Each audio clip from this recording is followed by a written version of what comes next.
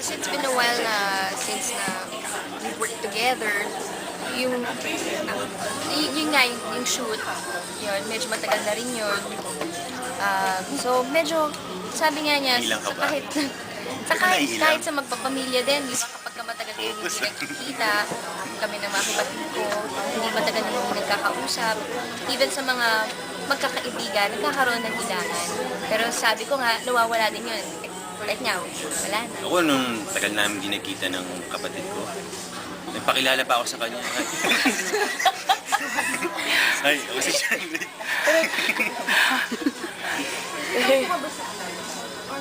Walang tampo dyan. Joke lang. Wala. Ba't ako magtatampo? Wala. Siyempre, siguro, in a way talagang affected din sa mga naglalabas sa Pilipinas.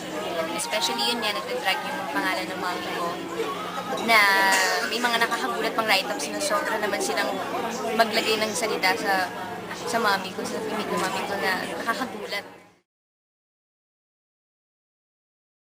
Ako po kasi ayoko nang magsalita tungkol doon kasi kami alam naman namin yung totoong nangyari. At ako, naniniwala ako sa values na meron kami, sa mami ko, yung pananalita niya, na never siya nagsalita ng gano'n.